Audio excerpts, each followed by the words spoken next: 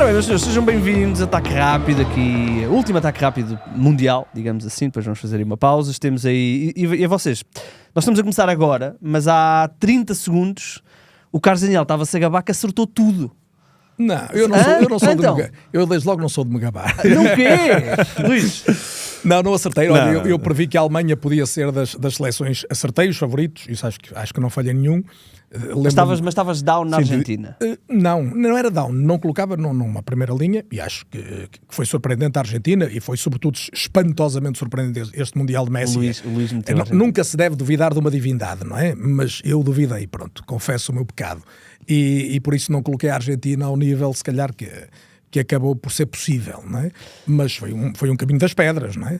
Já agora que estamos aqui em metáforas... Eles os dois agora estão politicamente corretos porque eles há bocadinho estavam um bocadinho mais soltos. Bem, bem-vindos.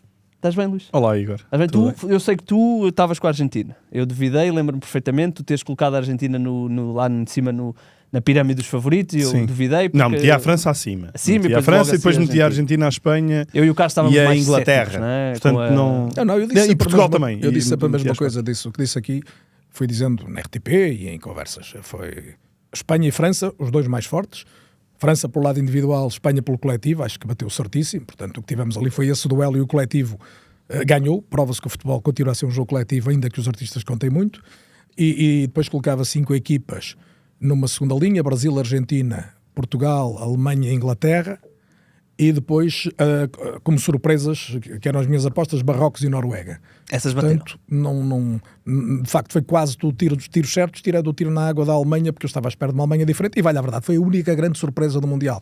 Foi a Alemanha perder com o Paraguai. Tudo o resto, mesmo as relativas desilusões, o Uruguai não é hoje uma seleção espantosa, longe disso. Mesmo o Brasil ter Brasil sido e Portugal foram desilusões, mas foram desilusões quase desde o primeiro jogo, nunca estiveram ao nível que se esperava. Verdadeiramente a equipa que é eliminada, todavia, por uma seleção fraca, porque o Brasil perde com a Noruega, Portugal perde com a Espanha, não perderam com o Paraguai, não é? E aí sim, a Alemanha é a desilusão. Luís, é um bocado isto, não é? A nível de Mundial, já vamos olhar para a final e tudo mais, mas a nível de Mundial, na realidade tivemos uma grande decepção que foi a Alemanha, e depois aqui pontuais. Eu diria que o Brasil até é um bocadinho mais decepção que Portugal, porque nunca convenceu. Na qualidade de jogo, ambas, mas Portugal é melhor pela Espanha, não é? É diferente. Tentando colocar de lado o lado emocional, no lado racional também, acho que Portugal é uma completa desilusão e no meu caso particular, Roberto Martínez, uma enorme desilusão. Já queres dizer, neste Mundial. Não, isto é o meia-culpa do Luís, não, sou eu estou aqui para assumir também. Também não fui muito feliz nas minhas previsões, falei do Diomande, esteve bem. Ele estava meio tocado. Sim, ele estava um bocado limitado. Falei do Pulisic, que andou tocado praticamente o torneio todo. Já nem me lembro. O El Canous não foi dos melhores de Marrocos, portanto não contem muito comigo, não me deem muito crédito quando eu estiver a fazer previsões. Eu nisso falei do Manzambi, acho que esse acertei na MUS, o Manzambi da Suíça, depois teve a lesão que lhe impediu de jogar os 2 últimos jogos e se calhar impediu a Suíça de ir mais longe ainda. E foi agora contratado sim, claro. já e falei do Boadi, do Marrocos, que achava que era um jogador que ia obviamente explodir. E depois lembro do Suzuki, do guarda-redes do Japão, não esteve muito tempo, mas é um belíssimo guarda-redes, está a ser cobiçado por uma grande equipa da Europa, já não sei dizer qual, mas li recentemente. E portanto, houve aí boas revelações, da Austrália, de facto. Há uma revelação já prevista, também mostrou que é um talento incrível, que é o miúdo Mora do México, Gilberto Mora, faz também um Mundial muito vai interessante. Já para... Sem dúvida, 17 anos, aquilo já sabe tudo do jogo, aquilo Curiosamente, Luís, e agora deixa-me fazer aqui esta parte, nós temos as nossas candidaturas para o concurso do Ataque Rápido abertas, portanto podem mandar o vosso vídeo, depois o Gonçalo mete aqui o e-mail por baixo. Um dos concorrentes faz a análise ao Mora. Boa. Parece-me ter potencial, então. Eu não vi o vídeo ainda, mas só vi mesmo o iniciozinho e vi que era sobre o Mora, porque é um jogador que estamos aí a acompanhar. Pronto, não sendo um caminho totalmente limpo, mas acabou por não ser um Mundial absolutamente surpreendente em termos de equipas que chegaram longe. Portanto, as meias finais foram absolutamente apetecíveis por todos os pontos de vista. Não desiludiram. Há uma coisa curiosa, andei a ver. Eu tenho sempre a ideia de em mundiais, mais em europeus do que em mundiais, mas haver ali uma altura já deste século em que havia muitos 0-0, muitos jogos presos e não houve um 0-0 nesta fase eliminar. Eu acho que não há nenhum 0-0. Ou seja, há sempre golos, há sempre emoção, houve vários prolongamentos e nem houve até muitas grandes penalidades, mas depois fui ver e já no Qatar também só tinha havido um, que foi o Marrocos-Espanha, e depois foi a penaltis. Que grandes penalidades é que tivemos? Que agora não estou a recordar. Penaltis, então tivemos Marrocos contra Países Baixos, a Alemanha eliminada contra o Paraguai, mas não temos tido... ok, está bem, porque já é a fase eliminatória. É isso, há um 0-0 que é o Suíça-Colômbia. Eu sabia que havia um... O ganho do tempo útil de jogo é indiscutível. Portanto, as equipas têm mais tempo para jogar, há mais penalização das ações defensivas violentas, eu acho que tudo está a concorrer para esse nível. A FIFA tem feito muito disparate, mas ao nível de algumas pequenas alterações de regras, esta coisa do guarda-redes não poder perder tanto tempo, dos arremessos laterais ter de ser feitos com maior celeridade. Eu acho que claramente o futebol nisso está a ganhar. Os pontapés de baliza, aliás. Os pontapés de baliza, os lançamentos. E parece-me que tudo isso é muito útil. Tudo concorrer para que se jogue mais tempo e com uma predisposição maior para chegar à baliza contrária é bom.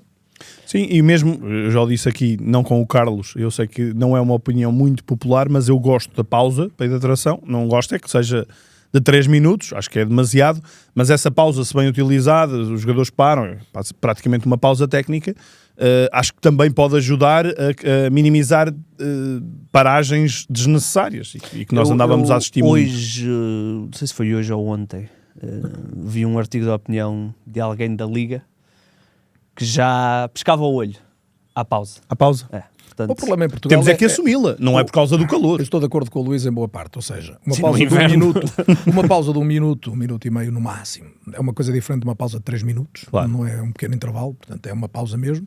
Pode permitir acertos táticos que enriquecem o jogo, mas só faz sentido se no resto do tempo houver de facto utilidade, porque se ao bom estilo português o guarda-redes continuar a tirar-se para o chão, continuamos a simular faltas, cada lance de VAR demorar não sei quantos minutos, canto, aquela pausa é mais uma, depois vamos prolongar os finais das primeiras partes, o final da segunda parte, cada jogo eterniza-se tudo e depois sabemos como é que isto acaba, não é? Mas assim, a ideia da pausa em si, assumidamente técnica e não com eufemismo da hidratação, eu acho que não é uma questão que altera o jogo. Eu costumo sempre que se mexa mais na essência do jogo, nas leis do jogo, nas regras, do que propriamente em circunstâncias que podem favorecer que o jogo seja melhor. Sim, e se tudo o resto for acelerado, as tais paragens, não é? Se tudo o resto for cumprido, aliás, estas regras, se forem todas cumpridas, é isso. das reposições de bola, não me choca nada. Já ganhamos o tempo suficiente para uma pausa de 1 minuto. Sim. E podem assumir perfeitamente que também o futebol ganha financeiramente, ganha com aquela paragem, portanto há uma exploração publicitária diferente. E eu acho que está tudo bem. Nos últimos 2 anos, uma das coisas mais feias, na minha opinião, que tivemos no nosso campeonato foi as pausas técnicas que existem, feitas... Os constantes guarda-redes a cair. O guarda-redes a cair, que já não é de todos agora. os jogadores que correm para o banco para... Isso, eu acho que isso é das coisas mais feias que nós temos. Mais valias a ver mesmo um time-out. Não branqueando as coisas más do Mundial, o que aconteceu com o árbitro Somália, o que aconteceu com a equipa do Irão, o que aconteceu com o jogador do Iraque, e sobretudo a pouca vergonha que foi a anulação do cartão do Balogun, quer dizer que isto é uma coisa que ultrapassou tudo. Esta FIFA não tem credibilidade a partir daquele momento, por muito que esteja a fazer outras coisas boas, e já falamos aqui de algumas que até resultaram, por muito que este Mundial tenha sido, acho que estaremos de acordo, globalmente muito melhor do que estávamos à espera. Um Mundial com muitas seleções, mas onde houve alguma competitividade, os estádios a funcionarem, o futebol globalmente a ser interessante, a haver várias seleções que jogaram bem e, portanto, além de uma proteção a algumas seleções que era útil que chegassem a fases mais adiantadas, por razões obviamente comerciais também, e incluo Portugal dessas, não estou a falar só de Argentina. Portugal-Croácia. Mas pronto, já nos vamos habituando a que isso vá acontecendo. Descontado isso, o mais grave, de facto, que foi grave, foi aquela despenalização a pedido da Trump, aquilo. Há de ficar com a mancha negra. A mim inverteu-me totalmente a minha intenção de voto para aquele jogo. Eu passei a querer... Sim, e eu estava a gostar dos Estados Unidos. Foi o melhor para o campeonato, porque se os Estados Unidos passam aquele jogo com a Bélgica... Sim, ia ficar muito manchado. Ia ficar um problema gravíssimo. Assim, o futebol foi poético. Só pedi para não dizermos o nome, porque depois o YouTube não nos deixa monetizar o episódio. Mas eu fiquei...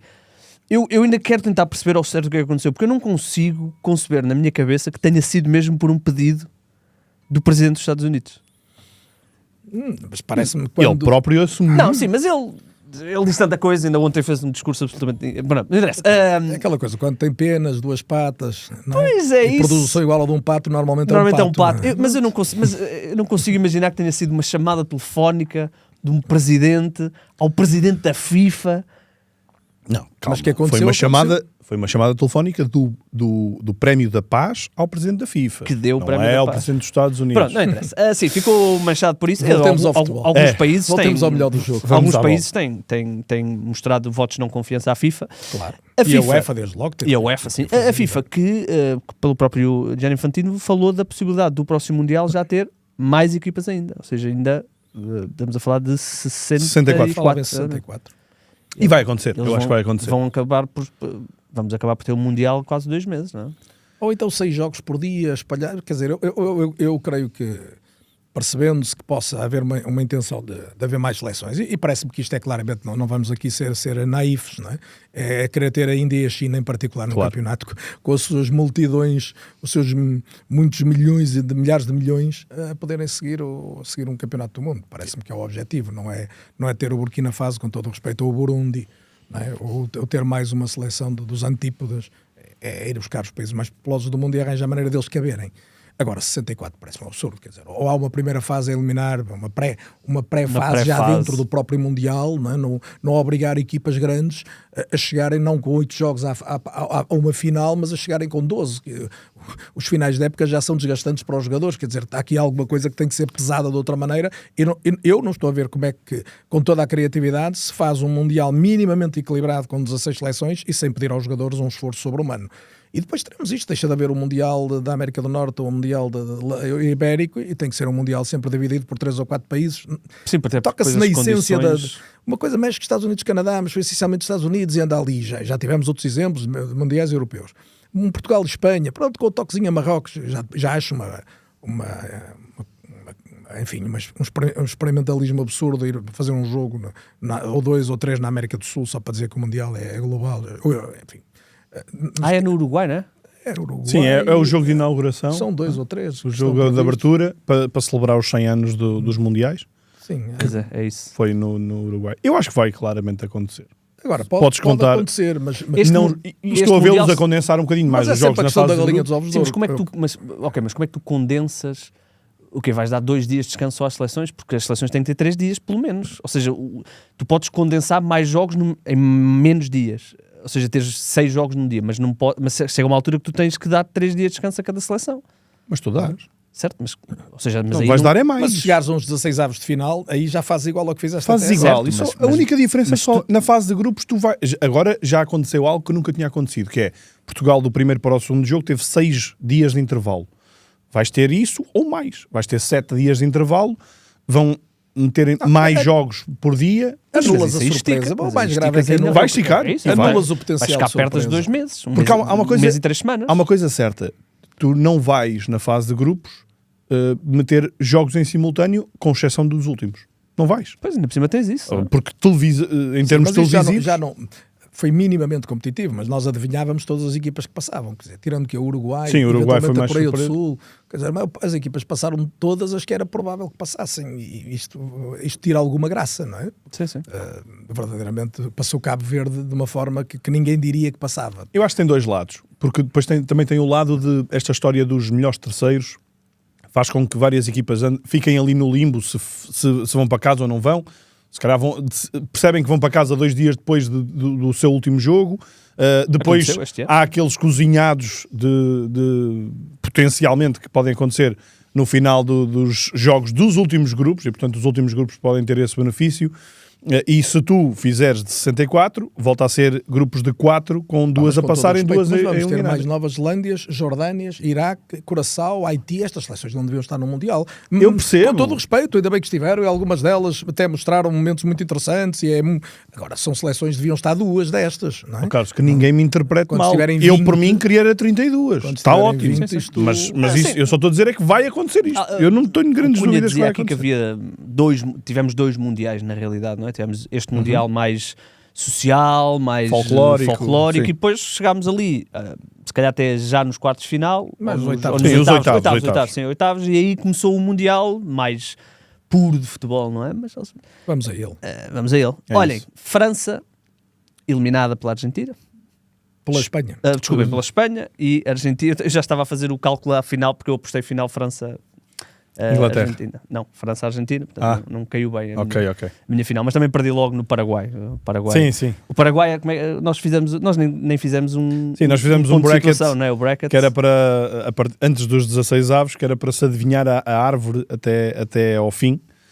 E quando foi o Paraguai eliminar a Alemanha, dos 3.000 participantes, quantos é que ficaram? Ficaram tipo 9. Acho que não Foi isso, 9, e depois mais 3 caíram logo a seguir 3.000 pessoas com o País inscreveram-se, 2.990 perderam nesse jogo. Eu perderia também se me tivessem inscrito. Eu acho que sim. Eu perdi, é certinho.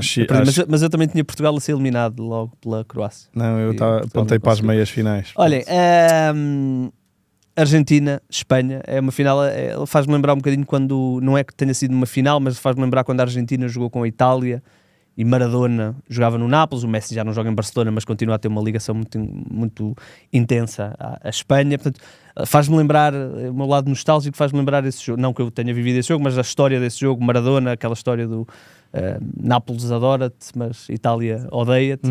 E agora Messi poderá passar por isso, né? Barcelona adora-o, mas Espanha diferente, porque não é lá. Não é lá. Aliás, eu creio que o jogo contra jogo a Itália é em Nápoles. As meias finais, não é? Sim, o Itália-Argentina é em Nápoles, precisamente. Estádio completamente dividido, até talvez mais pela Argentina.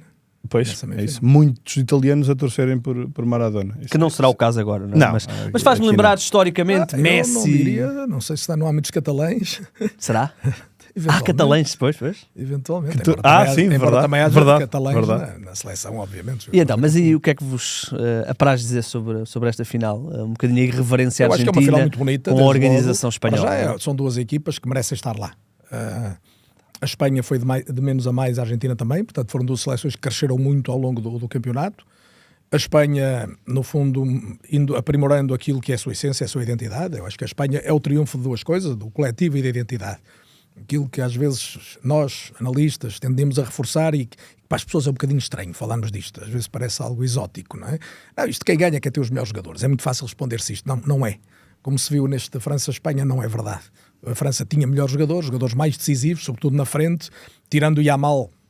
Nenhum jogador da Espanha tem lugar no ataque da França, e mesmo Yamal tinha que se bater para jogar, teria lugar, mas tinha que lutar com craques da dimensão dele. E a verdade é que a Espanha foi claramente superior porque tem uma identidade, sabe o que vai fazer para dentro do campo, independentemente de quem é o adversário, e depois é uma questão de adaptação estratégica àquele adversário. E tentar, sobretudo neste caso, era fazer duas coisas: vencer a pressão da França quando em posse, chegar ao meio campo da França com a bola e obrigar os franceses a correr atrás da bola, que não é uma coisa que eles gostem, sobretudo durante muito tempo. São fortes naquela pressão sobre a defesa contrária, mas quando obrigados a baixar não estão confortáveis, o Olise, o Dembélé. E depois, quando há perda da bola, estarem protegidos na profundidade, ou seja, não baixarem tanto o bloco que a França recupera a bola muito depressa, mas também não o subirem em demasia, ou quando subirem, tiverem aquilo bem trabalhado. E o que se viu foi, em dois momentos em que a defesa espanhola já não ia buscar a bola, o Unai Simón, por exemplo, fez duas saídas. Quando se fala em controle da profundidade por parte do guarda-redes, é aquilo. Estão ali dois lances, um mesmo no final da primeira parte, outro mesmo no final da segunda, em que o Unai Simón foi o jogador que... não é aquela ideia do líbero, que é uma ideia um bocadinho básica, é muito mais que isso. É o jogador que percebe quando a bola está ali e os meus defesas estão ali, eu tenho que controlar até aquele espaço. E ele fez isso magistralmente. E, portanto, foram a identidade espanhola e depois esta adaptação, lá está o que nós chamamos de estratégia, plano de jogo, que foi muito eficaz do De La Fuente contra uma França que vivia de uma equipa mais partida, com menos ligação entre meio campo e ataque, ficou em inferioridade no meio campo e obrigou o Olise a um trabalho de grande desgaste, e depois nunca partiu para como gosta, que é recuperar e acelerar logo. Teve dificuldade em fazer isso e a acionar as skills. Eles demoraram quase 20 minutos a ter o primeiro momento de aceleração. E é uma perda de bola da Espanha, que a coisa quase chega no Mbappé. Depois mesmo a opção pelo Barcola em detrimento do Désiré Doué é muito a ideia de atacar mais espaço, um jogador mais profundo, mais de ir buscar, de galgar metros. Não deixam perdeu no duelo tático com o De La Fuente, mas revisto o jogo, era sempre provável que a Espanha estivesse mais perto de ganhar, ao contrário, se calhar, da ideia que todos tínhamos até à véspera, porque estávamos todos embedecidos com as estrelas quase francesas. Com a boca de espanto ao ver acelerar aqueles franceses, sobretudo o Mbappé, numa forma absolutamente exuberante a finalizar, mas não bastou.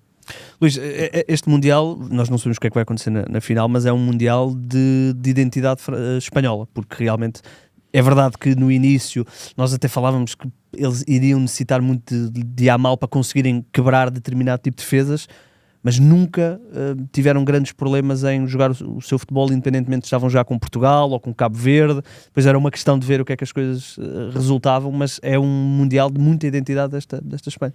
Desta Espanha, de La Fuente, mas eu até acho que o encarregado de educação que vai lá assinar esta identidade é o Rodri. É de facto um jogador extraordinário e que explica muito do sucesso desta Espanha. Nós há um ano batemos esta Espanha sem Rodri, e não é por acaso. Não estou a dizer que com ele não dava, mas ia ser seguramente mais difícil, e acho que ele está num nível brutal, e quando falo desse nível, a capacidade posicional e afirmativa como ele encarava qualquer recuperação de bola é impressionante. A forma como ele foi anulando Olise, que é se calhar o grande estratega desta equipa francesa, com músculo atrás, acho que faz um jogo impressionante, e a Espanha consegue fazer aqui um trajeto que não é um trajeto nada fácil. Portugal, Bélgica e agora França, sem o seu jogador mais creditado a estar no seu nível bom. Por isso, isto diz muito da força coletiva que a Espanha tem. Uma Espanha que, uma vez mais, e nós provavelmente vamos partir aqui para uma segunda dinastia espanhola no futebol no século XXI, numa Espanha que outra vez não tem propriamente um ponta de lança, referência de nível mundial, como já acontecia antes. Fernando Torres teve alguns bons momentos, mas não acho que tenha sido esse ponta de lança. David Villa partia normalmente também da linha e foi um ótimo avançado, mas nós agora olhamos para esta Espanha. Oyarzabal ele nem sequer é o ponta de lança em conceito na Real Sociedade, e acaba por ser este remendo que tão bem tem feito a equipa, com todo o mérito, atenção, muita personalidade, mas isto demonstra que muito mais do que nomes, muito mais do que dimensões, é uma ideia coletiva que existe, que está implementada. Depois, quando olhas para a Argentina, é exatamente a mesma coisa em termos de ideia, mas essa ideia passa muito pela alma, passa muito pela entrega. Há ali um espírito inacreditável que os argentinos têm, que disfarçam inúmeros problemas que a Argentina tem e que ficaram muito mais a nu nesta altura, em que vemos uma seleção claramente em fim de linha, de muitos jogadores que foram referência. Alguns já nem lá estão, como o caso de Di Maria, outros andam por lá, e também conhecemos bem o caso de Otamendi, nem sequer é titular, porque já está numa fase de grande declínio. Mas depois tudo isto é um bocadinho disfarçado com aquela alma que eu acho que é inigualável por parte dos argentinos, e por um jogador que eu peço-lhe desculpa por lhe chamar jogador, porque nós temos que arranjar outro nome para Messi. O que ele está a fazer com 39 anos, a forma como ele se liga com a equipa em todos os aspectos, não é só no aspecto de pegar, ir para cima e decidir, é no aspecto de eles vão todos por ele. Há ali um culto dentro de uma equipa, um culto de alguém que está vivo e que está ao lado deles, que eu não sei como é que isto se pode traduzir de outra maneira, mas de facto eles jogam com Deus. Aliás, é muito engraçado quando eles cantam aquelas canções, e agora esta que fala outra vez das Malvinas, sim, que é um exagero, pronto, mas enfim. Mas o Diego e Léo, dar a segunda a Léo, daqueles que ele canta, um dos nomes que eles cantam está ali sentado ao lado, normalmente meio tímido, como quem diz, eu estou aqui a cantar uma canção que fala de mim, dele dá a entender que nem fica muito confortável, mas a divindade está ali, não é? Sentada, o tipo que é citado, e isto é um bocadinho o retrato do que o Luís estava a dizer. Messi é uma singularidade futebol, da humanidade, é um jogador que aos 39 anos, de facto, nós não vamos voltar a ver, por muitos anos que vivemos, alguém com 39 anos ser tão influente no jogo como é Messi. O Thierry Henry dizia há uns dias que quando ele está em desvantagem e se vê quase sangue nos olhos, não espicassem o homem, porque ele, quando em desvantagem, quando percebe, eu agora tenho mesmo que pegar nisto, senão já não dá, ele aparece. E tem sido impressionante, é como aparece com esta idade neste campeonato, como apareceu com o Cabo Verde, como apareceu com o Egito, como apareceu agora outra vez. Quando chega o momento em que os colegas já dizem agora já não vamos lá só pela alma e só pelo esforço, temos que lhe dar a bola, a ver se ele resolve isto. E invariavelmente... Eu acho que uma das razões pela qual as pessoas não estavam tão carentes na Argentina tem muito a ver com o Messi ter andado escondido, entre aspas, nos últimos anos. E não havia, ou pelo menos...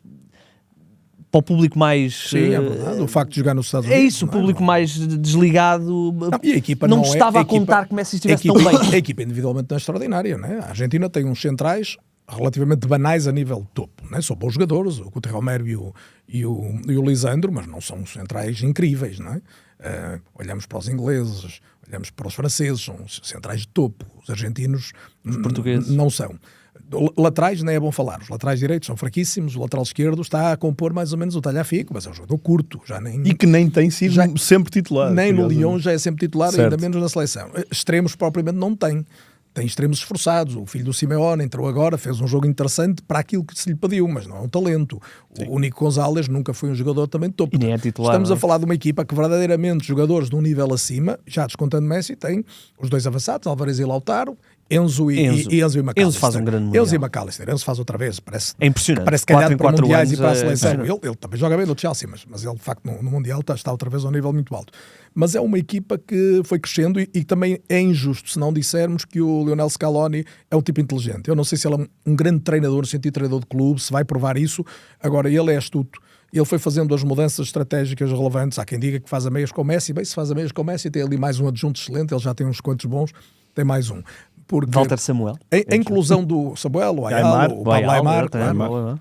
Mas a inclusão do Paredes é o primeiro momento bom dele. Ele percebe que a equipa não está segura, não está confortável, tira o Tiago Almada, liberta um bocadinho mais o McAllister e o Enzo, quer para pressionar, quer para ligarem, e põe um guarda-costas, o Paredes. E neste jogo é muito, muito inteligente a colocação do Giuliano Simeone, porque com a entrada do Jet Spence para a lateral esquerda da Inglaterra, se tu não tens, se vais com o Rodrigo de Paul, que já está, mais um que está no fim, não é? E que já não tem o andamento que tinha, era impossível parar aquele lado esquerdo inglês. Eu acho que se ele não coloca o Simeone, era quase impossível que a Argentina não tivesse perdido com a Inglaterra este jogo. O Jet Spence estava com uma corda incrível, na primeira parte ainda cria muitos problemas, o Anthony Gordon também está muito bem, e portanto ia ser quase impossível parar por ali, ainda por mais com um lateral como o Molina, que não é propriamente uma Olha, e como é que explicamos algumas das opções de Thomas Tuchel?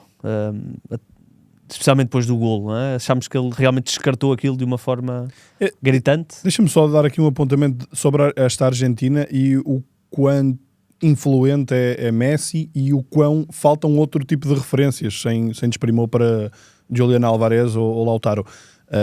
Eu acho que esta Argentina, daqui a 4 anos, já que estamos aqui numa de previsões também, daqui a 4 anos, eu acho que esta Argentina sem Messi nem sequer passa de uns oitavos de final. Portanto...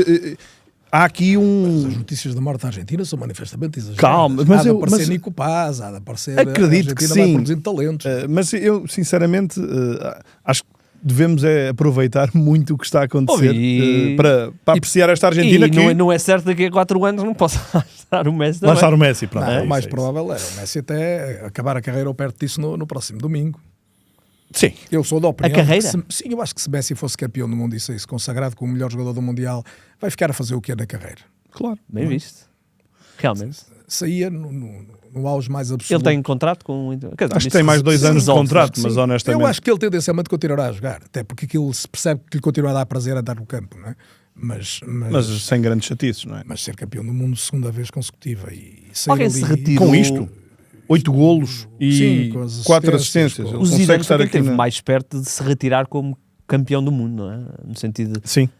Destes gloriosos. Mas não tinha 39 anos, não é? Isto era abdicar da carreira num pedaço mais cedo. Falta-lhe cabeça.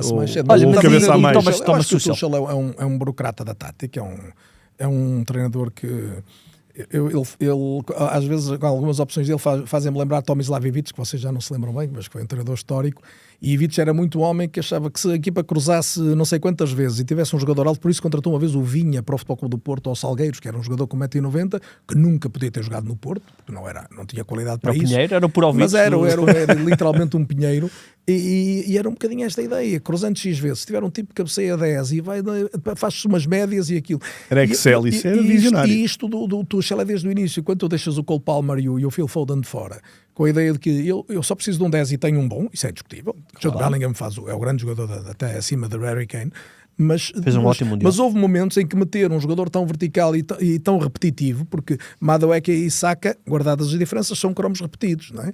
Gordon e Rashford é um bocadinho a mesma coisa, são jogadores de um perfil muito idêntico. É claro que ele ainda tinha o Rodgers, ainda tinha o Watkins, ele tinha um plantel extraordinário para jogar muito melhor, mas houve ali alguns momentos em que se calhar um pouco mais desse talento diferente, um jogador que partisse da linha, que ligasse mais dentro, mas não foi aquilo para que ele não partiu para o Mundial assim. E depois fez tentou fazer com a Argentina, o que fez com a Noruega, está em vantagem, baixa linhas, enche aquilo de torres, a acabar no Dan Burn, não é? É para ter o mais alto de todos no campo, e convenceu-se que assim fechava a porta, que não sofria golos. Mas não corre sempre bem. Eu creio que a Noruega tirou cedo demais do jogo o Haaland. Se eles tivessem juntado o Strand Larsen ao Haaland e conseguissem pôr lá mais a bola, podiam ter conseguido um bocadinho o que conseguiu a Argentina. E a Argentina não tirou o Messi, pronto, que é uma coisa muito inteligente, mas mesmo quando ele parece que já não consegue andar. Sim, mas aquilo que se nota também neste jogo é que são tantas torres, como tu disseste atrás, que depois ficou ali um buraco enorme. E um bloco muito baixo. Onde aparece, por exemplo, o Enzo para marcar o gol. Agora o que convence é que eles vão cruzando e que eles tiram tudo, mas... Certo, mas também se remata de fora da área. Mas não é verdade. A Argentina em 2 ou 3 cruzamentos esteve a marcar, o McAllister, obviamente o Lautaro no gol, o Nico Gonzalez, há bolas aéreas em que a Argentina atacou bem a bola aérea e não foi o ter muitos defesas, todos muito altos, que impediu que aquilo acontecesse. Sim, aquele cruzamento do Messi também. Mas houve ali lá ter mais 4 centrais. Sim, eu creio que a Inglaterra no mínimo tem que continuar a querer ter alguma bola e foi longe da baliza e refrescar com os jogadores que mesmo mais longe da baliza da Argentina conseguissem lá chegar. Um Rashford, por exemplo, é um jogador que te dá sempre uma saída de bola para acelerar. Marco Guehi falou disso, né?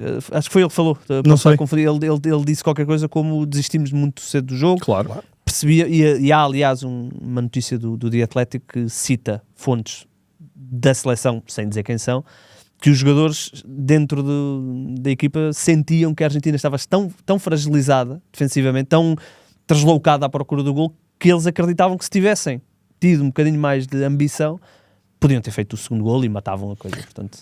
Olha, mas já garantiram tanto a continuidade do Já? Olha, o diretor-geral eu imaginava que isso não fosse acontecer, mas eu honestamente não sei se fui a única pessoa no mundo, mas eu festejei os 3 golos. Porque eu, durante boa parte do jogo, fui da Inglaterra. Eu queria, inicialmente queria que a Inglaterra ganhasse, porque acho que Bellingham merecia, Harry Kane merecia, não estava a gostar muito do futebol da Argentina, mas a certa altura do jogo eu mudei e acabei a festejar os golos da Argentina, porque o Messi mereceu completamente, porque a Inglaterra mereceu perder. Portanto, sou um felizardo, fechei os 3 golos. Mas não foste só tu. Estavam a dizer, o Vasquinho estava a dizer que o pai dele foi exatamente igual. Foi? Queria que ganhasse a Inglaterra e com o decorrer do jogo ficou tão enervado com as decisões do Thomas Tuchel que mudou para a Argentina a meio. O que é ótimo. Portanto, fechou 3 golos como tu.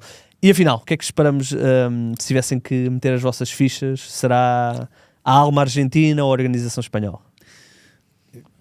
Eu creio que há uma ligeiro favoritismo. Estamos na final do Mundial. Pois, tudo são 90 minutos, uma ligeiro favoritismo espanhol, porque há uma identidade mais trabalhada, sobretudo a identidade com bola. A Argentina equilibra isso com uma noção muito grande de que não pode perder a bola.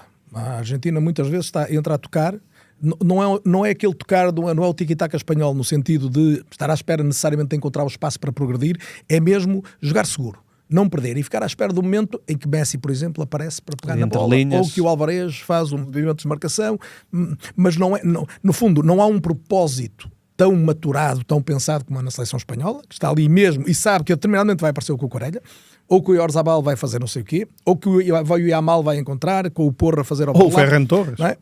Eles sabem, os espanhóis sabem o que o Merino, não é? Merino. Que há um momento em que eles têm lá o homem que até faz ali ruptura vai no corredor encontrar a central. ruptura e vai aparecer. Os espanhóis procuram mais isso. A Argentina acho que procura não perder bola. Paredes toca, o Enzo vem. Caso, tal, eu ia falar disso, que é um paradigma interessante. Nós não estávamos habituados a este tipo de Argentinas, e nos 2 últimos mundiais eles são muito assim. Porque também muito não seguros, tem asas, muito... lá está, não tem asas para voar nos corredores. Não é?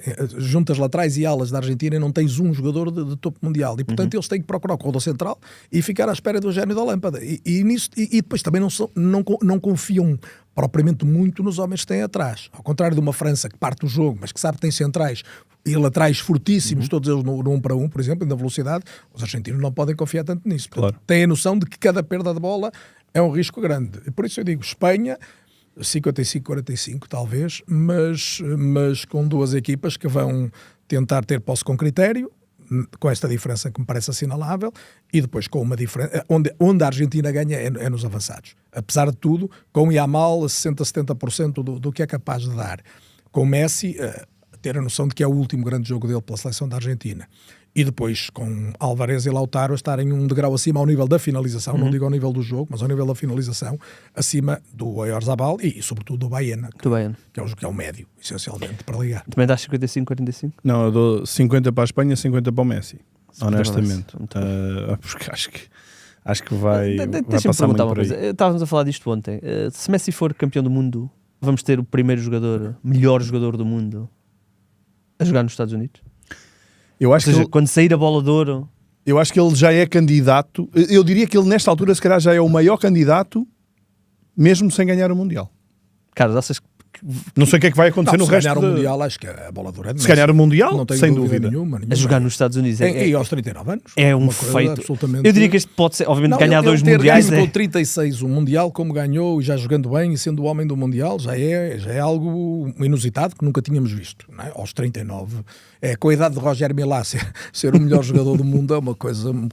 que ultrapassa a jogar nos Estados Unidos, tudo. Ou seja, ele vai ganhar o melhor jogador do Mundial. Ignorando aquela coisa de ganhar a Premier League ou a La Liga ou a Liga dos Campeões. Eu acho que havia um grande candidato na Inglaterra, que era o Kane, pela época incrível que fez no Bayern, os dezenas e dezenas de golos que marcou, creio que só no Bayern. Se a França tivesse ido, também e acho teria, que havia não? o grande candidato, que era Mbappé. Se a França vai à final e ganha, Mbappé é o bola de ouro.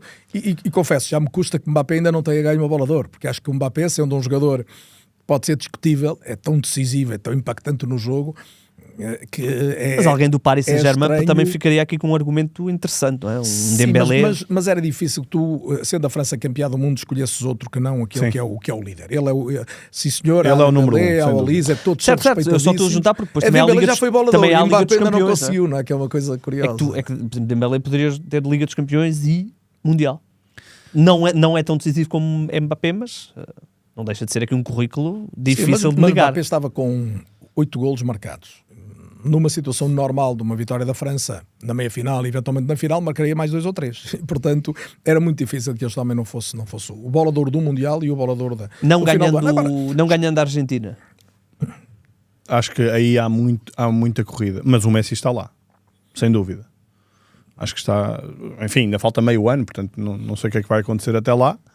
Mas este é o grande bolo que conta depois para... Sim. Em ano de Mundial, tem que contar muito o Mundial. Tu vais ver ao PSG este ano. A Vitinha seria, com um grande Mundial português. Era o Dembélé faz uma época inferior à anterior. O Dembélé faz inferior. O Kvaratskhelia não foi talvez ao Mundial até um dos melhores jogadores, mas nem ao Mundial foi. O Dueto está bem, mas chega ao Mundial e nem sequer é um titular absoluto. É o preferido deixar. Não é muito fácil. O Mbappé faz um grande Mundial, mas faz uma má época decisivos, e o Real Madrid fez a época que fez. Mesmo o Yamal não fez a grande época da vida dele, nem sequer no Barcelona, não é? Harry Kane Rodri também emerge. Eu disse que Mbappé e Kane eram os dois jogadores. Neste momento o Messi está à frente, mas claro que vai depender como acaba a final. Sobre a final, eu estava convencido que se a França fosse à final, a Argentina teria pouquíssimas hipóteses, porque me parece que a Argentina, com as limitações que tem na recuperação defensiva, ia ser amassada por aquele ataque. Não sei se ia ser amassada, mas ia ter muita dificuldade em parar a França. Com o facto de ser a Espanha, aumenta a possibilidade da Argentina ser campeã do mundo, mesmo que eu continue a achar que a Espanha é um bocadinho favorita. Olha, Renato, nós perguntámos às pessoas Como é que é a pergunta? Desculpa, a pergunta Três não, conclusões, as três conclusões, principais certo, ideias conclusões. deste Mundial. E então? Pá, tivemos aqui muita gente a responder. Começa aqui pelo Diogo Oliveira, que diz: dá 3 destaques: mentalidade da Argentina, desempenho de Cabo Verde e a força da Noruega. E as conclusões são: Portugal precisa de evoluir no compromisso, não há comparação, Messi é o melhor desde Maradona e Tuchel devia ser despedido.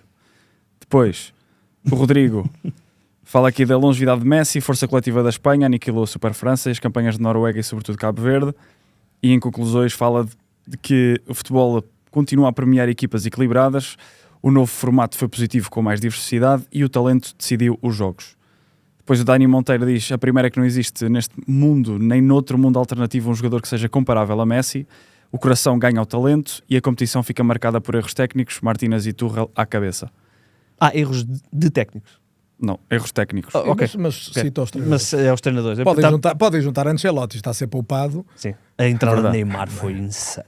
Não, todo o Brasil, aquilo, desde o início. Sim, mas Sim, aquele toda a jogo. gestão. Não, mas o Brasil teve alguma coisa que Portugal também teve, que é a ilusão. A determinado momento, um gol de Casemiro criou uma ilusão de que Casemiro ainda podia segurar o meio-campo do Brasil, quando já era evidente que não conseguia. E de repente o homem era um gênio porque não tirou o Casemiro, que estava a fazer um jogo O fraquíssimo. primeiro jogo teve que o tirar ao intervalo. Sim, mas no segundo ele depois faz gol e afinal o homem é um gênio. Não, não é. Apenas correu bem uma coisa. E às vezes o correr bem é mau. É mau. Olha, vamos ao nosso momento Coca-Cola, também para vocês falarem das vossas ilações do Mundial.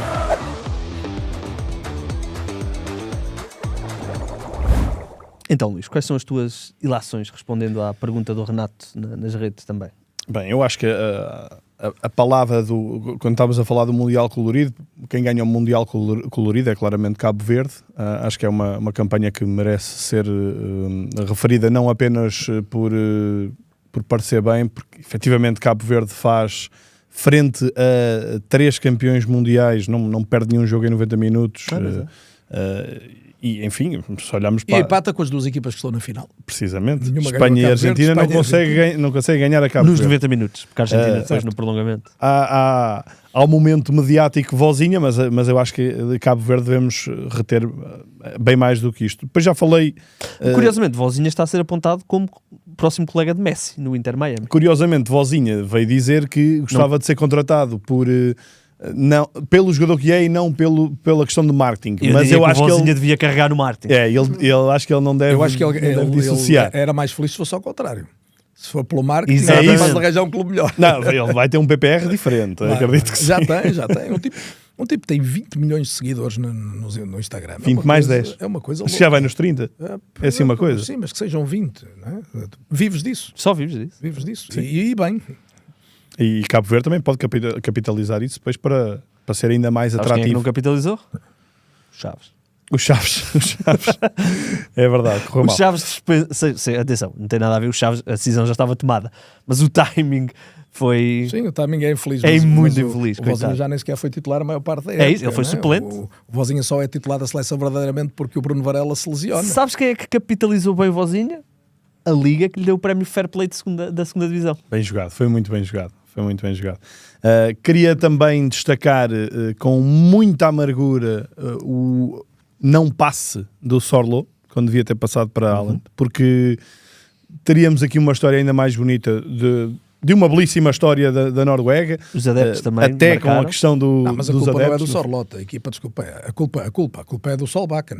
Eu percebo, Solbakken eu é que percebo. não pode insistir em Sorloth. Ele quis como- encaixar, como o mas seu isso não é o extremo único. direito. Ele não é Ele o quis único. encaixar. Mas está bem, mas quando tens o Oscar Bob, é absolutamente, é quase criminoso Claro. insistir no Sorloth, um elefante a extremo direito. Aquilo não faz sentido nenhum. E eu estou absolutamente convencido que se a Noruega joga mais vezes com o Bob, e naquele jogo em concreto Certo. se lança o Bob mais cedo, Naquela altura. porque o Bob e o Sheldrup são lançados no intervalo do jogo com o Brasil e mudam o jogo para a equipa da Noruega, e o Sheldrup vai de início agora no jogo com os ingleses, mas o Bob fica no banco até quase aos 70 minutos, enquanto já se percebia, o Sorloth, eu percebo a ideia inicial, que é aquele lançamento longo, o adversário está à espera da bola direta no Haaland, não E vais forçar ao tanto o Sorloth. Haaland, dá aquele desgaste do duelo, e tens o Sorloth para ganhar a primeira bola e tentar. Mas quando a equipa já estava a jogar tanto, não é? O Patrick Berg faz um Mundial incrível, o Odegaard a baixar e organizar, a equipa já precisava de alguém que dialogasse com eles, que esperasse para o lateral subir e com franqueza, se não houvesse Bob, eu dou, está lá o Sorloth encostou ali agora. E aí eu acho que o Sorloth é muito criticado desse lance, justamente, porque a opção dele é má, mas aquilo é o Sorloth. Não é? Sim, aquilo é um ponta de lança. Aquilo é um ponta de lança. Faz Estás a pedir para ele ser um extremo, um assistente, não é? Desculpa, Luís. Não, tranquilo. O Solbakken foi extraordinário, mas aí esteve muito mal. É verdade. Enfim, eu não vou estar a repetir-me em relação a Messi, mas eu não posso deixar de, quando estamos aqui a falar do melhor do Mundial, do que nos deixou mais marca, Messi deixa uma marca que eu também honestamente custava muito a acreditar que isto fosse acontecer. Aliás, as pessoas que foram citadas disseram todas coisas interessantes e inteligentes, portanto quase tudo o que foi dito, completamente, na minha opinião, está certo. Não é? As críticas aos treinadores, a Portugal, o elogio a Messi, o elogio a Cabo Verde, a valorização da Noruega, tudo e isso faz sentido. Nós quereremos ir a Portugal, acredito eu ainda, lá. mas só para fazer, porque acho que é muito mais alimentado cá em Portugal do que propriamente no resto do mundo, mas nesta altura alimentou-se muito aqui a questão de Messi, Ronaldo, etc., as comparações e por aí fora. E eu acho que, muito sinceramente, e não critico nada isso acontecer, mas há uns anos Messi fez uma opção para a sua carreira, preparar este Mundial. E há uns anos Cristiano Ronaldo fez uma opção para a sua carreira, que foi chegar aos 1000 golos. E eu acho que isso está refletido. Deixa-me encerrar o momento com porque o eles os dois vão conseguir isso. Sim, sem dúvida. Muito bem, vamos encerrar o nosso momento. Chegou a altura então de falarmos. Para já, falar de Jorge Jesus.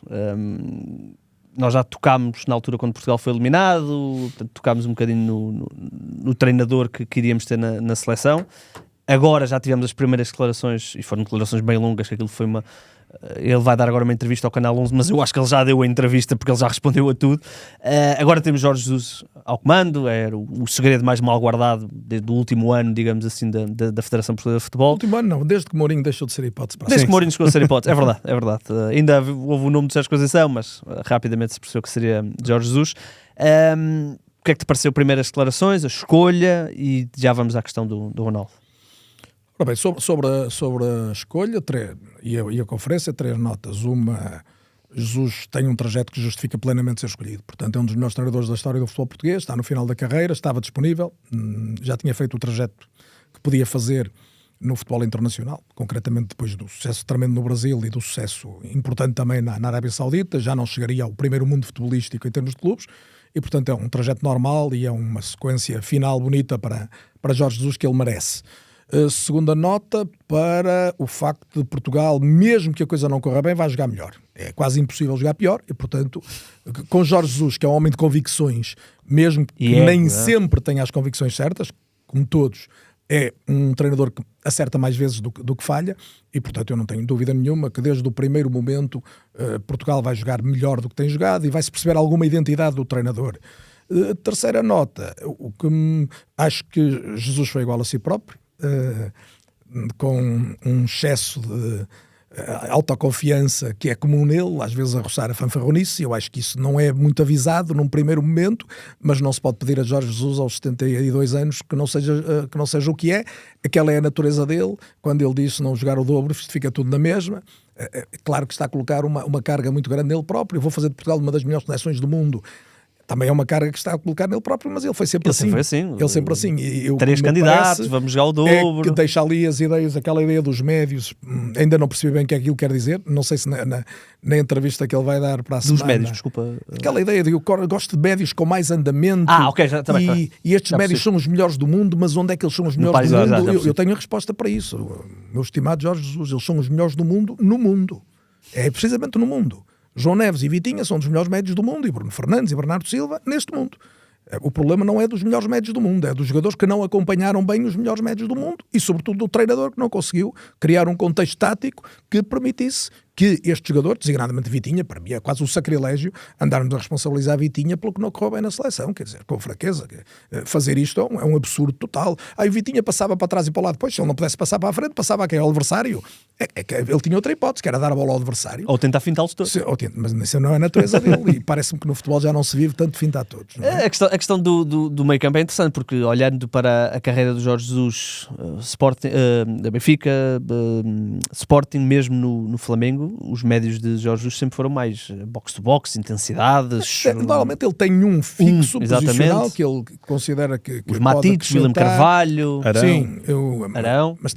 Mas também quis fazer do Petrovic e de outros, né? Nem sempre acertou, né? E portanto a ideia de que se for alto eu ensino a jogar é bom quando se tem a qualidade do Matites. Quando depois se tenta encontrar isso noutros jogadores, nem sempre aquilo vai correr da mesma maneira. E portanto, e não há esse jogador hoje no futebol português, a não ser Palhinha. E não há esse tempo para ensinar. E não sei, mas se escolher Palhinha, quem é que joga ao lado de Palhinha? Ou o João Neves ou o Vitinha? Só joga um? Os dois. Nós temos dois... Não. Um 4-2-3-1, está bem. É que depois ele remete para a ideia de dois médios. E o Mateus Fernandes, já agora, que é um jogador espantoso, que devia ter estado no Mundial. Olha, falamos dele aqui também, eu disse isto, foi uma das críticas que fiz à convocatória, foi não ir Paulinho, não ir o Mateus. E irem com todo o respeito, o Rubem Neves e o Samu Costa, que hoje não estão longe disso, ao nível do Mateus Fernandes, cuja transferência assim comprovou isto, não é? Mas são as dúvidas que eu fiquei. Acho que no discurso, algum excesso de confiança, era mais avisado, se calhar, dizer vamos iniciar um percurso, com muito otimismo, muita convicção, acho que podemos chegar muito alto, mas isso é Jesus. Por isso é que eu acho que a entrevista também vai ser interessante, porque ele não vai repetir as mesmas coisas, vai dizer outras. A questão dos médios, espero para ver, até quando surgir o País de Gales e depois a Noruega, para ver porque como é que nós já sei a tua opinião sobre o Jorge Jesus, mas não tínhamos ainda as declarações de Jorge Jesus. Tu falaste dos primeiros testes serem já tão exigentes, não é? A nível de... Aquela sim, 3 treinos, de 3 semanas. 3 treinos e logo um jogo, creio que contra o País de Gales. Sim. Ele não vai ter tempo para cozinhar, não é? Ele só vai ter tempo para saborear, enfim. Portanto, o Jorge Jesus, também por isso, não querendo já entrar na questão do Ronaldo, mas também por isso não estou a imaginar nenhuma revolução nas convocatórias de Jorge Jesus, não estou a imaginar nada menos também do que alguém que chega e que quer uma mensagem totalmente diferente, uma mensagem de muito maior cobrança aos jogadores e muito menor compreensão para com a realidade dos jogadores, e resta saber como é que isso também vai ser colhido pelos jogadores. Esperemos todos que treinador e jogadores casem, mas eu acho que Jorge Jesus tem aqui uma missão complexa de conseguir logo casar num contexto complicado, não há amigáveis para preparar. Portugal tem um grupo realmente exigente para chegar à Final Four da Liga das Nações. Volto a dizer, não sei qual é o objetivo em relação a Cristiano Ronaldo, não sei se é uma saída no imediato, não imagino de todo, não sei se é apontar para o Euro, não sei se é apontar mais uma época Liga das Nações e pensar numa saída com uma Final Four da Liga das Nações. Mas Portugal vai ter que andar muito para conseguir bater esta Noruega. Antes de irmos ao Ronaldo, só queria falar aqui de um assunto que é o Jorge Jesus, e o Carlos sabe, é um treinador muito exigente com os jogadores e às vezes até massacrante, não é? Há jogadores que às vezes quando saem da alçada de Jorge Jesus notas que eles vão mastigados, digamos assim. A seleção não terá tempo para mastigar os jogadores, mas o nível dos jogadores da seleção também não é um nível a que Jorge Jesus tenha habituado. Ou seja, Jorge Jesus nunca treinou um Vitinha, nunca treinou um João Neves. Achas que isto pode ter aqui algum... Não. Ok. Treinou os jogadores de topo, não me parece nada e mesmo aos jogadores de topo, tu vais àquela equipa do Flamengo, onde havia o Diego, que tinha sido treinado por não sei quantos treinadores da Europa, onde havia... Sim, mas não era o melhor do mundo. E Vitinha e João Neves, por exemplo, e Nuno Mendes são os melhores do mundo. Os jogadores vão perceber rapidamente que ele lhes acrescenta muito mais do que Roberto Martínez do ponto de vista tático. E vão perceber rapidamente o que é que ele quer. Eu acho que ali há uma grande vantagem. É evidente que temos essa questão. Não há tempo para treinar. Jorge Jesus é um homem do treino e, portanto, é um homem dos posicionamentos, do rigor tático, sempre foi, e foi isso que o distinguiu. Mas tem jogadores muito bons. Ou seja, um jogador muito bom, quando tu lhe dizes eu quero que posiciones aqui, e quando a bola entrar aqui, quero que saias da pressão por ali, não é preciso fazer muito exercício, ele vai saber fazer. Sim, só tens de dizer uma vez, não é? E, portanto, eu creio que teres um treinador de convicções fortes, a minha questão é, qual é a convicção forte do ponto de vista tático que os Jesus leva? Se é a ideia de dois médios, e dois médios depois como é, cai um... Estás preocupado com isso. Estou, porque eu acho que se criou uma onda, agora a seguir ao Mundial, a desilusão com o Mundial, e sobretudo, vamos dizer a verdade, a falta de coragem de muita gente de colocar em causa Cristiano Ronaldo, que foi o problema tático maior da seleção, faz com que se tenha andado à procura de problemas entre os melhores jogadores da seleção. E os melhores jogadores da seleção não renderam em grande parte porque o ataque da seleção não rendeu, porque é difícil render, porque a opção por Ronaldo, e não é só o que Ronaldo dá ou não dá, é a forma como condiciona, como obriga, por exemplo, Félix tem que jogar logo a extremo esquerdo. Se jogar a extremo esquerdo está longe da área, e já não joga Rafael Leão. E para haver alguém que equilibre, porque é um ataque pouco pressionante do ponto de vista defensivo, já joga Pedro Neto, já não pode jogar Trincão nem Francisco Conceição. E, portanto, reivindicamos que temos muito talento, mas alguns dos nossos jogadores mais talentosos já não podem jogar. E, portanto, este é que é o enquadramento. E com isto acabamos a discutir o Bruno Fernandes, o Vitinho e o João Neves, que me parece uma coisa relativamente disparatada. E preocupa-me se isto colher alguma coisa, embora aqui a minha esperança é que o Jorge Jesus sabe tanto de futebol e é um homem tão capaz de repente ir treinar um jogador e perceber o que ele está, que eu neste momento não acredito que ele vendo jogar Vitinho e João Neves, por exemplo, não perceba que eles têm mesmo que jogar, porque são claramente melhores que os outros.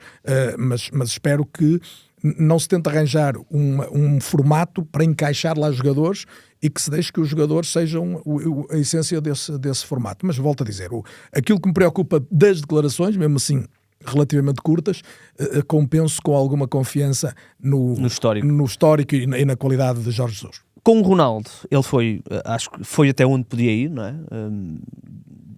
Não ignorou o símbolo que é Ronaldo para o país, não ignorou que trabalhou com o Ronaldo, mas também não ignorou que a idade, lembrou até a questão do Neymar, o finish, ou seja, eu acho que Jorge Jesus foi até onde podia ir e não estou a imaginar que descarte Ronaldo da próxima convocatória, até já saíram algumas notícias do oposto, mas eu continuo a achar que se há homem que tem o ego e a loucura entre aspas, mas a coragem de dizer, ok, está na altura Ronaldo, eu acho que pode ser Jorge Jesus.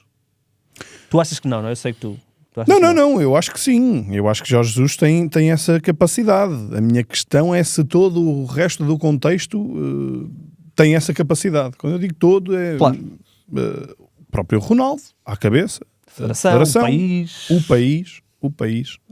E eu acho que o país tem aqui uma forma de olhar para as coisas em que se calhar às vezes privilegia-se algo individual em detrimento de algo coletivo, de algo maior, e eu honestamente não gosto disso, não gosto. Eu acho que era tudo mais simples se Cristiano Ronaldo saísse. Tudo mais simples. Era o lógico a acontecer, eu acho que está na hora, já achava há 2 anos, já achava há 4 anos, continuo a achar, acho que está na hora, acho que se deve fazer as coisas de uma forma em que Cristiano Ronaldo seja absolutamente respeitado, idolatrado, pelo que ele é. Acho que se deve-se fazer o maior número de flores, salvo seja, para que isto aconteça da forma mais bonita possível, mas está na hora de Cristiano Ronaldo sair da seleção. Por ele, primeiro, até. Eu estava aqui a falar do individual e do coletivo, mas primeiro por ele.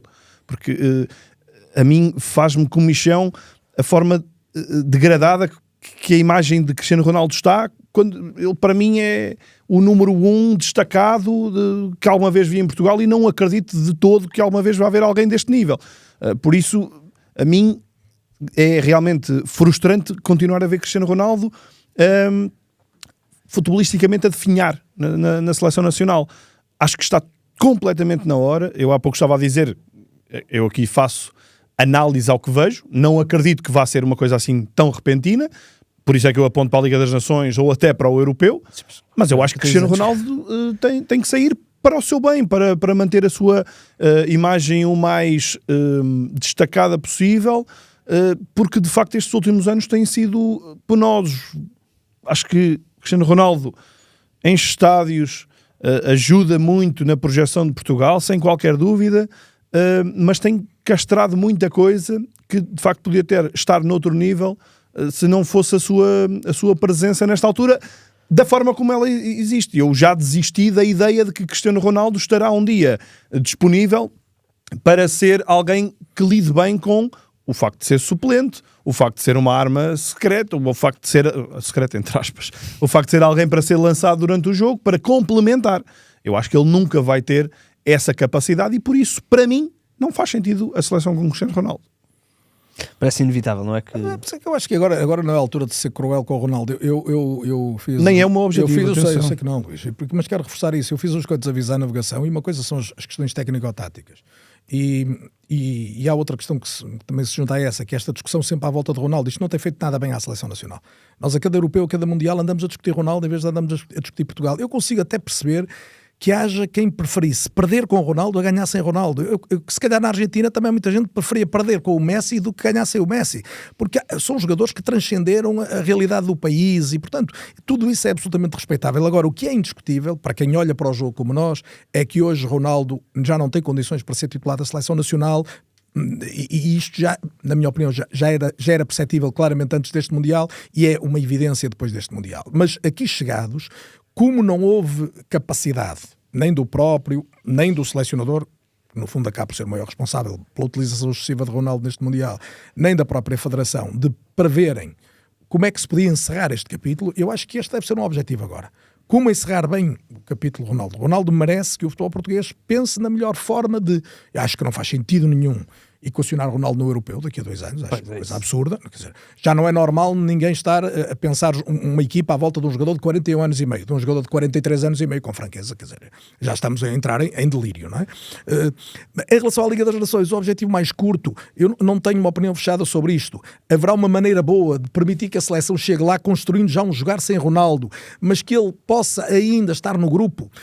É um horizonte que eu admito, desde que concertado entre as várias partes, poder ser algo que no limite funcione, mas nunca começar agora um novo ciclo da seleção nacional com o Ronaldo como um jogador muito importante para a equipa. Isso não me parece que neste momento faça sentido. Temos ainda uma geração para aproveitar dos jogadores que estão na casa dos 30 anos, temos outra muito boa a nascer, de facto há muito talento no futebol português. E eu penso que deve haver estes 2 objetivos e que são caminhos que são relativamente paralelos. Podem tocar-se pontualmente para se encontrar esse tal momento do adeus ao jogador mais importante da história do futebol português, mas por um lado é preciso construir um jogar da seleção que já não passa por Ronaldo e por outro é preciso encontrar o melhor modo de dizer adeus a Ronaldo da forma que ele merece. É uma Final Four da Liga das Nações, depois há aquela coisa onde é que será, não é? Depois até pode ser cá, ou não? Porque não se sabe na altura, só se sabe depois é um dos 4 países. Sim, eu tenho ideia que historicamente era assim.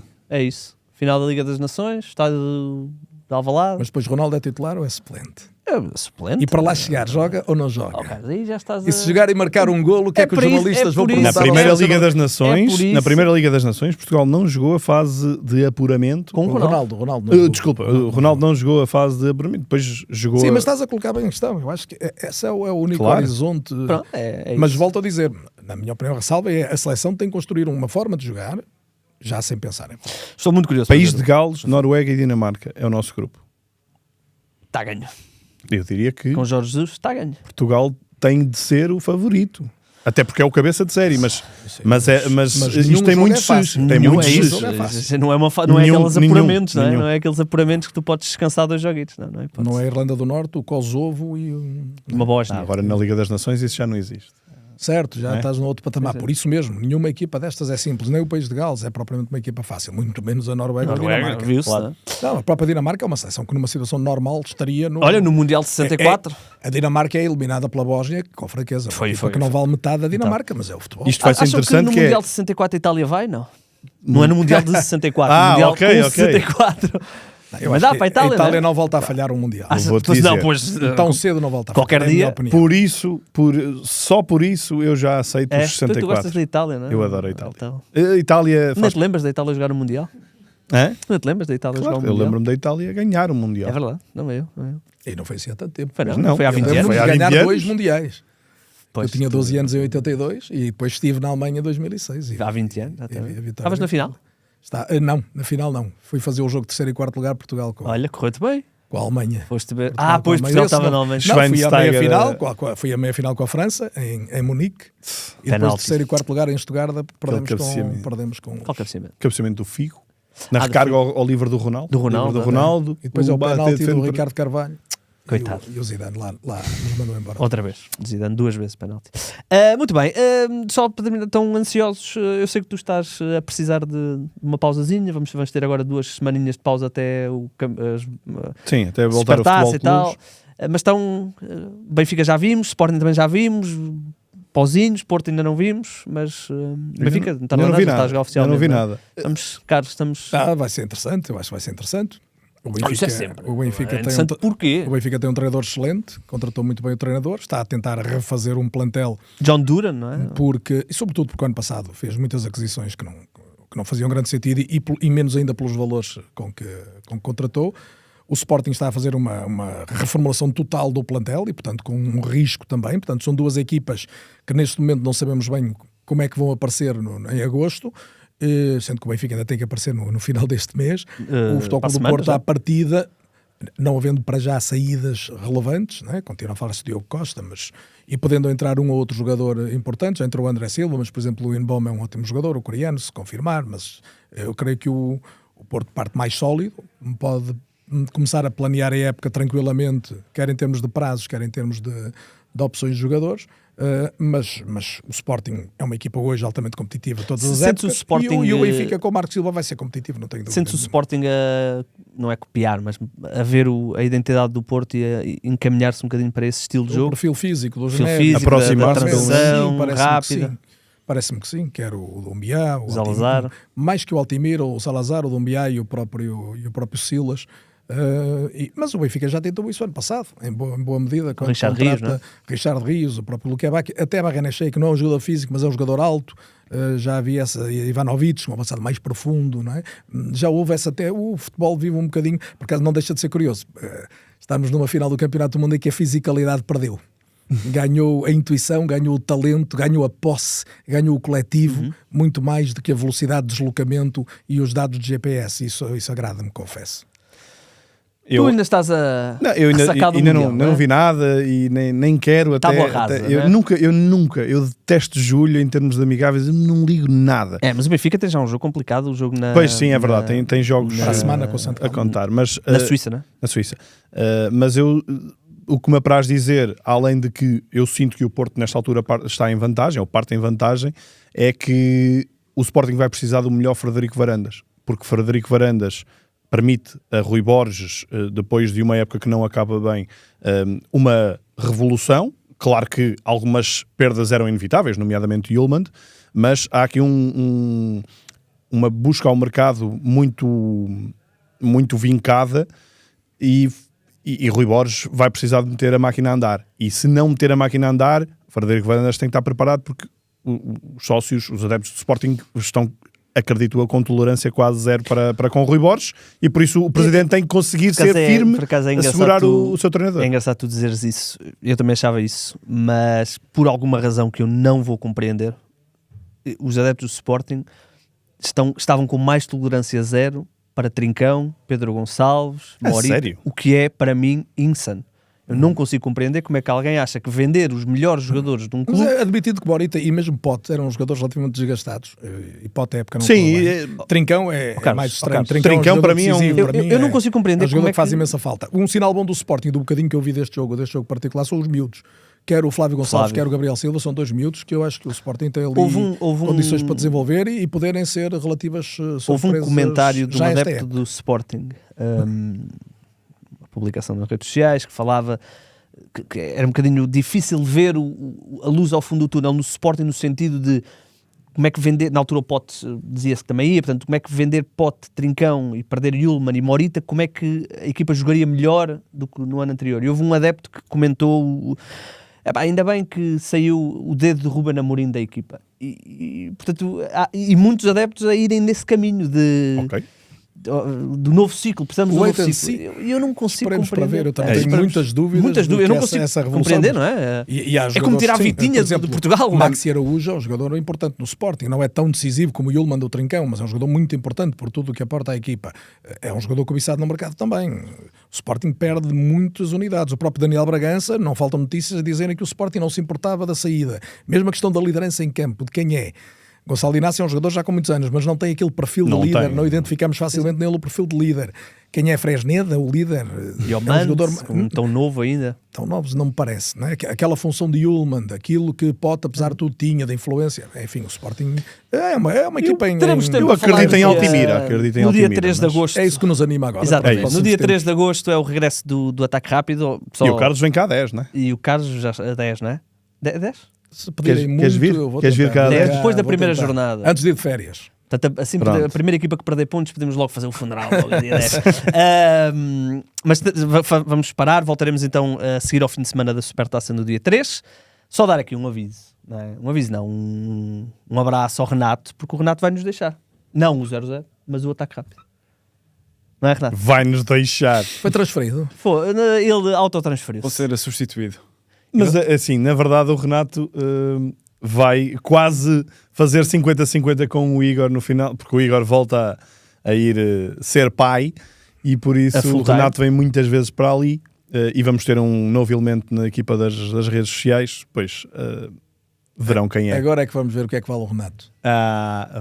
Já esteve ali, portou-se muito bem. Portou-se muito bem. Esteve aqui. O Portanto, nosso Rudi Vola. Vamos só, portanto, não se esqueçam, as inscrições para o nosso concurso Caça de Talentos estão abertas, já recebemos várias, mas estão abertas até 31 de julho, portanto, estamos a contar que no dia 30 de julho e 31 de julho vamos receber ainda muitas mais, e podemos anunciar a novidade para a próxima temporada, ou queres...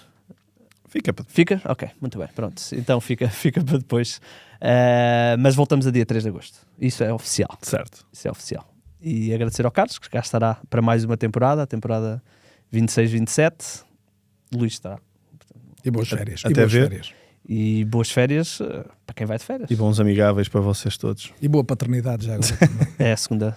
Não, ainda falamos dia 10, estou cá. Eu vou dia 20 de agosto. Ok. Quando eu vou. Mas pronto. Bem, vamos embora.